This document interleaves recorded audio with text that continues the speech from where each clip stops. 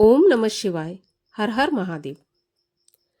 एक नगर में एक बहुत धनवान साहूकार रहता था।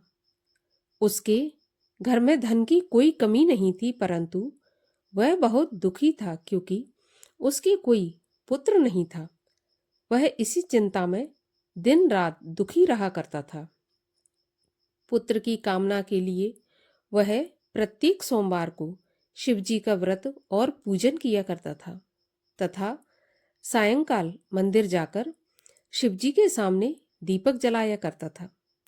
उसके इस भक्ति भाव को देखकर एक समय माता पार्वती जी ने शिवजी से कहा, हे भगवान, यह साहूकार आपका अनन्य भक्त है। सदा आपका व्रत और पूजन बड़ी श्रद्धा से करता है। आपको इसकी मनोकामना अवश्य पूरी करनी चाहिए। शिवजी ने कहा, हे पार्वती, यह संसार कर्म क्षेत्र है। किसान खेत में जैसा बीज बोता है वैसी ही फसल काटता है। उसी तरह मनुष्य इस संसार में जैसा कर्म करता है वैसे ही फल भोगता है। माता पार्वती ने अत्यंत आग्रह से कहा, हे महाराज, जब यह आपका अनन्य भक्त है और अगर इसको किसी प्रकार का दुख है तो उसे आपको दूर करना चाहिए। आप तो सदैव अपने भक्तों पर दया दिखाते हैं और उनके दुखों को दूर करते हैं। यदि आप ऐसा नहीं करेंगे तो मनुष्य आपका पूजन तथा व्रत क्यों करेंगे? माता पार्वती का ऐसा आग्रह देखकर शिवजी कहने लगे, हे पार्वती, इसके कोई पुत्र नहीं है। इसी चिंता में यह अति दुखी रहता है। इसके भाग्य में पुत्र ना होने पर भी मैं इसको पुत्र प्राप्ति का वर देता हूँ, परंतु वह पुत्र केवल 12 वर्ष तक ही जीवित रहेगा। इसके पश्चात उसकी मृत्यु हो जाएगी। इससे अधिक मैं इसके लिए कुछ नहीं कर सकता। माता पार्वती और भगवान शिव का यह वार्तालाप साहूकार सुन रहा था। इससे उसको ना तो प्रसन्नता हुई और ना दुख हुआ। वह पहले की भांति शिवजी का व्रत और पूजन करता रहा। कुछ समय के पश्चात साहूकार की स्त्री गर्भवती हुई और 9वें महीने उसके गर्भ से सुंदर पुत्र प्राप्त हुआ।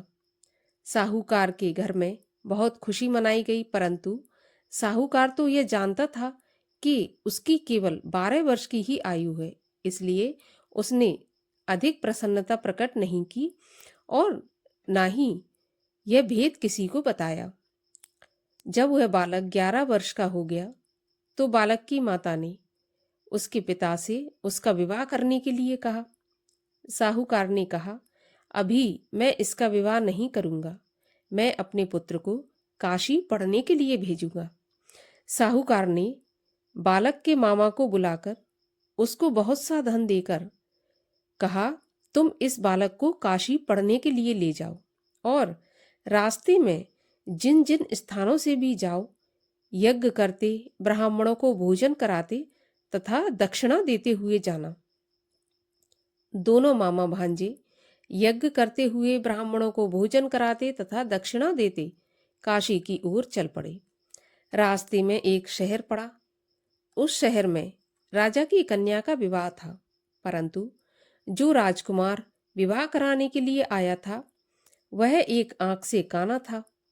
उसके पिता राजा को इस बात की बड़ी चिंता थी कि कहीं राजकुमार को देखकर राजकुमारी या उसके माता पिता विवाह में किसी प्रकार की अड़चन पैदा न कर दे। जब उसने सेठ के अति सुंदर लड़के को देखा तो मन में विचार किया कि क्यों ना द्वाराचार के लिए इस लड़के को वर के रूप में काम चला लिया जाए। ऐसा मन में विचार कर उस राजकुमार के पिता ने उस लड़के और उसके मामा से बात की तो वे राजी हो गए। फिर साहूकार के लड़के को दूल्हा बनाकर और दूल्हे के कपड़े पहनाकर घोड़ी पर बिठाकर कन्या के द्वार पर ले गए। सभी कार्य प्रसन्नता पूर्वक पूर्ण हो गए। राजकुमार के पिता ने सोचा कि यदि विवाह भी इसी लड़के से करा लिया जाए तो इसमें बुराई क्या है। ऐसा विचार कर लड़के और उसके मामा से कहा, यदि आप फेरों और कन्यादान के काम को भी पूरा करा दें तो आपकी बड़ी कृपा होगी। मैं इसके बदले आपको बहुत सारा धन दूंगा। दोनों ने इसे खुशी से स्वीकार कर लिया। विवाह कार्य बहुत अच्छी तरह से संपन्न हो गया। सेठ का पुत्र जिस समय जाने लगा तो उसने राजकुमारी की चुनरी के पल्ले पर लिख दिया, तुम्हारा विवाह मेरे साथ हुआ है, परंतु जिस राजकुमार के साथ तुम्हें विदा किया जाएगा वह एक आंख से काना है और मैं काशी पढ़ने जा रहा हूं। सेठ के लड़के के जाने के बाद राजकुमारी ने जब अपनी चुनरी पर ऐसा लिखा हुआ पाया तो उसने काने राजकुमार के साथ जाने से मना कर दिया। उसने अपने माता पिता को सारी बात बता दी और कहा, यह मेरा पति नहीं है, मेरा विवाह इसके साथ नहीं हुआ। जिसके साथ मेरा विवाह हुआ है वह तो काशी पढ़ने गया है। राजकुमारी के माता पिता ने अपनी कन्या को विदा नहीं किया और बारात वापस चली गई। उधर सेठ का लड़का और उसका मामा काशी पहुंच गए। वहां जाकर उन्होंने यज्ञ करना और लड़के ने पढ़ना शुरू कर दिया। जब लड़के की आयु 12 साल की हो गई, उस दिन उन्होंने यज्ञ रखा था। लड़के ने अपने मामा से कहा, मामा जी, आज मेरी तबीयत कुछ ठीक नहीं है। मामा ने कहा, अंदर जाकर सो जाओ। लड़का अंदर जाकर सो गया और थोड़ी देर में उसके प्राण निकल गए। जब उसके मामा ने आकर देखा कि उसका भांजा मरा पड़ा है तो उसको बड़ा दुख हुआ। उसने सोचा कि अगर मैं अभी रोना पीटना मचा दूंगा तो यज्ञ का कार्य अधूरा रह जाएगा। अतः उसने जल्दी से यज्ञ का कार्य समाप्त करवाकर ब्राह्मणों के जाने के बाद रोना पीटना शुरू कर दिया। संयोगवश उसी समय शिव पार्वती उधर से जा रहे थे। जब उन्होंने जोर जोर से रोने की आवाज सुनी तो पार्वती जी कहने लगीं, हे प्रभु, कोई दुखिया रो रहा है, इसके कष्ट को दूर कीजिए। जब शिव पार्वती वहां पहुंचे तो उन्होंने पाया कि वहां पर एक लड़का मरा पड़ा था। पार्वती जी कहने लगी, महाराज, यह तो वही सेठ का लड़का है जो आपके वरदान से उत्पन्न हुआ था। शिव जी ने कहा, पार्वती, इसकी आयु इतनी ही थी और वह भोग चुका। तब पार्वती जी ने कहा, हे महाराज, इस बालक को कुछ आयु और दे दो, नहीं तो इसके माता पिता तड़प तड़प कर मर जाएंगे।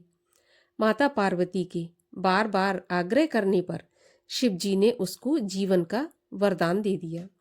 शिव जी की कृपा से वह लड़का जीवित हो गया। शिव जी और पार्वती कैलाश पर्वत पर चले गए। शिक्षा पूर्ण होने पर वह लड़का और उसका मामा उसी प्रकार यज्ञ करते हुए, ब्राह्मणों को भोजन कराते हुए तथा दक्षिणा देते हुए अपने घर की ओर चल पड़े। रास्ते में उसी शहर में आए जहां उस लड़के का वहां राजकुमारी से विवाह हुआ था। वहां आकर उन्होंने यज्ञ आरंभ कर दिया। उस लड़के के ससुर जो वहां के राजा थे, उन्होंने उसको पहचान लिया और महल में ले जाकर उसकी बहुत आवभगत की। फिर बहुत से दास दासियों सहित आदर पूर्वक अपनी राजकुमारी और जवाई राजा को विदा कर दिया। जब वे अपने शहर के निकट आए तो मामा ने कहा, मैं पहले तुम्हारे घर जाकर तुम्हारे माता पिता को खबर देकर आता हूं। जब उस लड़के का मामा घर पहुंचा तो उसने देखा कि लड़के के माता पिता घर की छत पर बैठे थे। उन्होंने यह प्रण कर रखा था, यदि हमारा पुत्र सकुशल लौट आया तो हम राजी खुशी नीचे आ जाएंगे, नहीं तो छत से कूदकर अपने प्राण दे देंगे। उस लड़के के मामा ने आकर जब यह समाचार सुनाया कि आपका पुत्र आ गया, तब उनको विश्वास नहीं हुआ। तब मामा ने शपथ पूर्वक कहा कि आपका पुत्र अपनी पत्नी तथा बहुत सारा धन लेकर आया है। तो सेठ प्रसन्नता से भर उठा। सेठ सेठानी आनंद पूर्वक नीचे आए। बाहर आकर उन्होंने अपने पुत्र तथा उसकी पत्नी का भरपूर स्वागत किया। सभी लोग प्रसन्नता के साथ रहने लगे। तो इस प्रकार जो कोई सोमवार के व्रत को धारण करता है, अथवा इस कथा को पढ़ता है या सुनता है, उसके सब दुख दूर होकर उसकी समस्त मनोकामनाएं पूरी होती हैं तथा इस लोक में नाना प्रकार के सुख भोगकर अंत में सदाशिव के लोक को प्राप्त होता है।